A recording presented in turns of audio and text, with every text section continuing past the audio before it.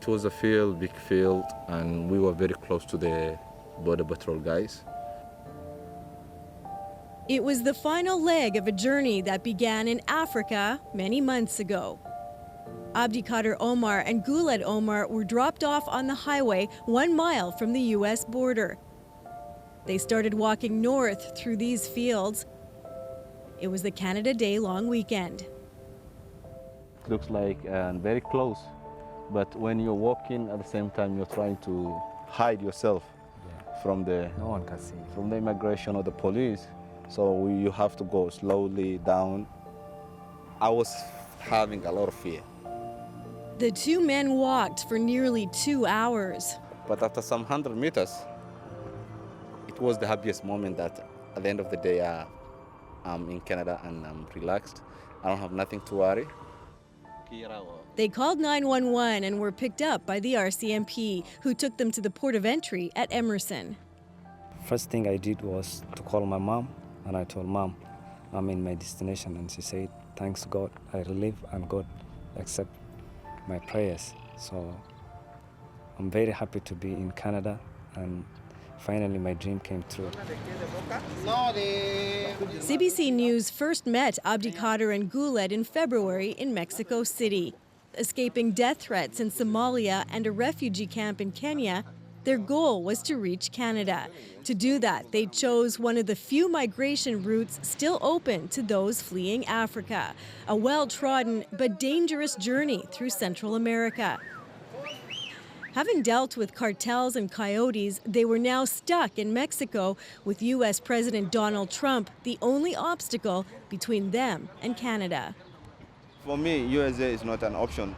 They are against immigrant, refugees, and especially someone like me who is a Muslim, at the same time black, at the same time a Somali. After about a month, they made their way to the Mexico-U.S. border at Tijuana. There, they jumped the fence, entering the U.S. illegally, knowing they'd get picked up by the Border Patrol and get arrested. It is very militarized area. After we jumped like 10 to 15 seconds inside the U.S. border, there is more than 15 to 20 motorbike and cars running all directions to us. It was very terrifying and scared moment. They were in a detention center near San Diego for nearly 2 months. As soon as they were released, though, they continued their journey north, stopping only to spend Ramadan with the large Somali community near Minneapolis. I prayed a lot, and I asked God to guide me the right way. Their first stop after being released from the Emerson port of entry, the border town of Gretna, population 500.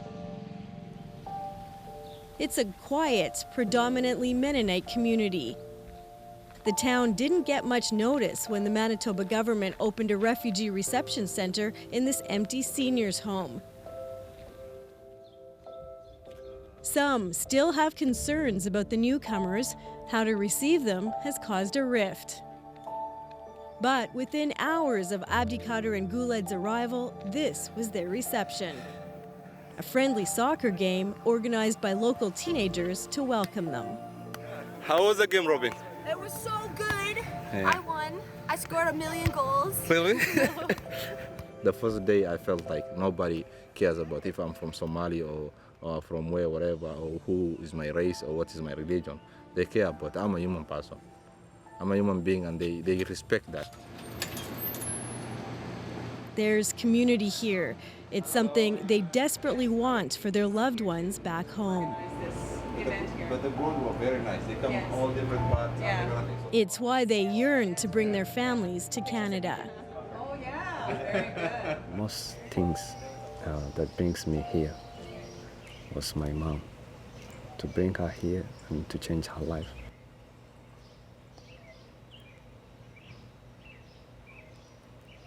So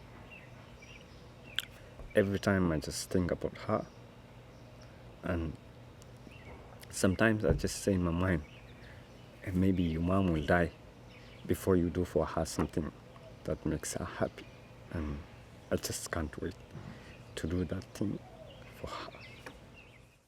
We will be side by side with you, shoulder to shoulder. Within days, Abdikader and Guled are moving on. We have to open a file for you. From the oasis of Gretna to Winnipeg, 1 hour north. Any questions? Okay. So far, so good? Yes. Okay. Thank you. A local nonprofit agency helps them get settled. Welcome. From filling out paperwork to getting their first address in Canada, an apartment of their own. Welcome to Canada and welcome to Winnipeg, guys. The next big task, getting ready for their refugee board hearings.